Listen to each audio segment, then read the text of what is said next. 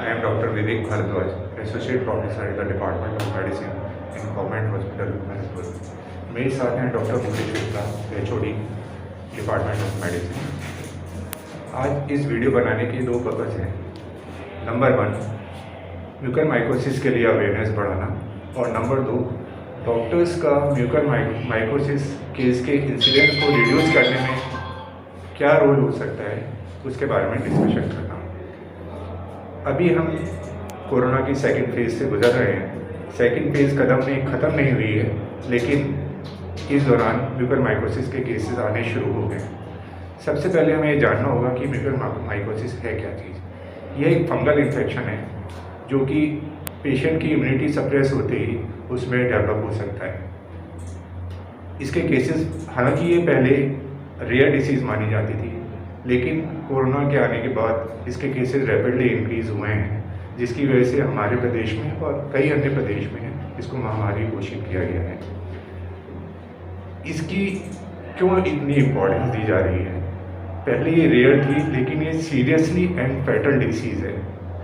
इसकी मॉर्टेलिटी का इस डाटा से अंदाज़ा लगाया जा सकता है कि जो पेशेंट डायबिटिक हैं या कैंसर के पेशेंट हैं, उसमें मॉर्टेलिटी डेथ रेट 70% तक हो सकती है।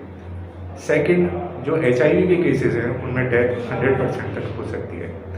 तो ऐसे ग्रुप्स ऑफ पेशेंट्स जिनकी इम्यूनिटी सप्रेस है, पर्टिकुलरली डायबिटीज़ हैं, कैंसर के पेशेंट हैं, जिनमें ऑर्गन ट्रांसप्लांट हो चुका है, जिनमें इम्यूनोसप्रेस CD4 count and CD8 count decrease हो रहे हैं, जिसकी वजह से इम्यूनिटी सप्रेस हो रही है, और लॉन्ग टर्म स्टेरॉयड यूज़ होने की वजह से इनकी इम्यूनिटी सप्रेस हो रही है, और इनमें म्यूकरमाइकोसिस के केस इंक्रीज़ होना शुरू हो गए हैं।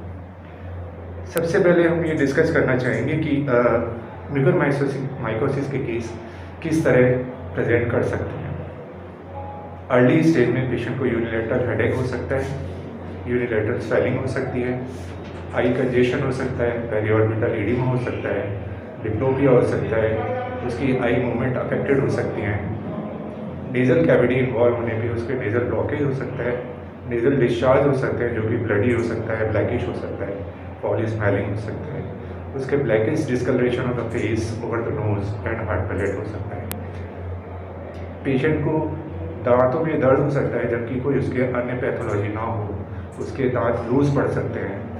लंग्स इन्वॉल्व होने पे इन पेशेंट्स को डिस्निया, चेस्ट पेन, कफ आदि प्रॉब्लम हो सकती है। पल्मोनरी इन्वॉल्वमेंट, लंग्स इन्वॉल्वमेंट जो कॉमन होता है वो कैंसर के पेशेंट में कॉमन है, और उन पेशेंट में जिनमें ऑर्गन ट्रांसप्लांटेशन हो चुका होता है। दूसरा, राइनोसेरिब्रल, जो पहले पॉइंट बताए गए थे, दैट इज़ राइनोसेरिब्रल म्यूकरमाइकोसिस। वो केसेस डायबिटीज़ में और उन पेशेंट में जिसमें ऑर्गन ट्रांसप्लांट हो चुके हैं उनमें कॉमन है। थर्ड आता है बच्चों में।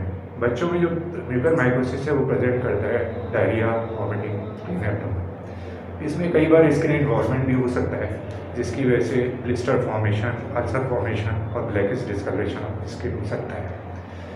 इस अर्ली डायग्नोसिस और अर्ली ट्रीटमेंट में पेशेंट की प्रोग्नोसिस अच्छी होती है। ट्रीटमेंट इसमें एम्फोटेंसिव बी और डिब्राइडमेंट ऑफ इन्फेक्शन लीजन का हो सकता है।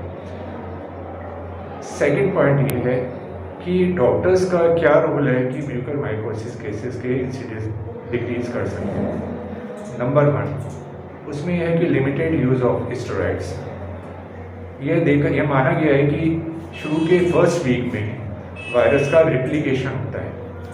उस फेज में यदि हम स्टेरॉइड यूज़ करते हैं तो वायरस रिप्लिकेशन और तेज़ी से बढ़ता है, जिसकी वजह से पेशेंट की इम्यूनिटी सप्रेस होती है और प्रोग्नोसिस पुअर हो सकती है। Second phase means in the second week patient में इन्फ्लेमेशन होता है। इन्फ्लेमेशन बॉडी के कई ऑर्गन्स में होता है। उस टाइम में स्टेरॉइड की ज़रूरत हो सकती है, लेकिन स्टेरॉइड हर पेशेंट को नहीं दिया जाना चाहिए। माइल्ड केसेस में it is not indicated. In moderate severe cases, critical cases में स्टेरॉइड दिया जा सकता है जब उसकी ऑक्सीजन रिक्वायरमेंट कम हो। नंबर 2, जो पेशेंट कोविड से ठीक होके जा रहे हैं, जिसे पोस्ट कोविड माना जाता है, उन लोगों में म्यूकरमाइकोसिस के केस बढ़ रहे हैं, बिकॉज उनमें इम्यूनिटी कम होती है। उनमें पेशेंट जब डिस्चार्ज होके जा रहे होते हैं या डॉक्टर्स के पास प्रेजेंट कर रहे होते हैं, उनमें मोटिवेट करना होता है कि पेशेंट उसके बाद भी, ठीक होने के बाद भी मास्क यूज़ करें, सोशल डिस्टेंसिंग रखें और हाई इम्यूनिटी वाली डाइट दिया करें, जैसे प्रोटीन डाइट है, फल वगैरह है जिसपे विटामिन मिनरल्स आते हैं।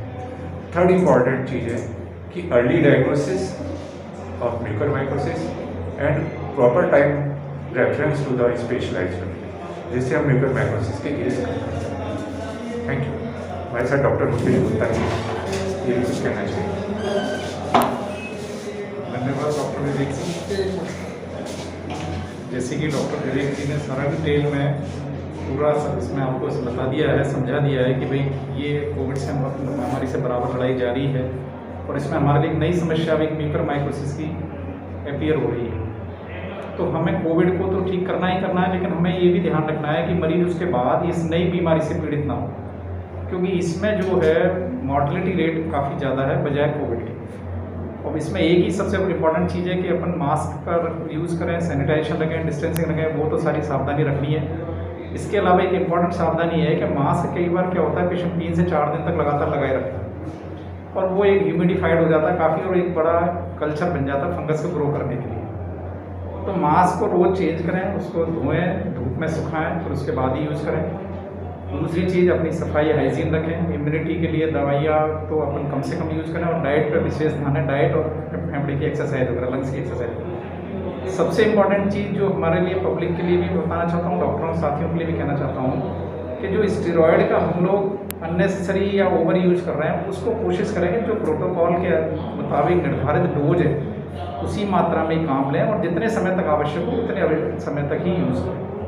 तीसरी चीज़, जब भी स्टेरॉयड यूज़ करें तो पेशेंट की पुरानी जो हिस्ट्री है डायबिटीज़ से रिलेटेड, कोई पुरानी बीमारी से, कैंसर से, या मरीज़ कोई इम्यूनोसप्रेसिव ड्रग ले रहा है, उसका विशेष ध्यान रखें और इस ड्यूरेशन में, इसी पूरी समयावधि के दौरान उसकी शुगर को बिल्कुल अच्छी तरह से कंट्रोल रखें जिससे कि इस फंगस को ग्रोथ करने का मौका ना मिले। साथ ही साथ जब मरीज़ छुट्टी होकर के जाए तो उसको प्रॉपर हाइजीन, मास्क के लिए सफाई रखना, मास्क को कैसे लगाना है, कैसे लंग एक्सरसाइज करनी है, कैसे डाइट का फोकस रखना है, इस चीज़ पर विशेष ध्यान दिया जाए। तो हम ये नई बीमारी को डेवलप होने से रोक पाएंगे और मरीज़ अपना कोविड से मुक्त होकर के स्वस्थ होकर अपने घर पर अपने नियमित दिनचर्या से जुड़ पाएगा।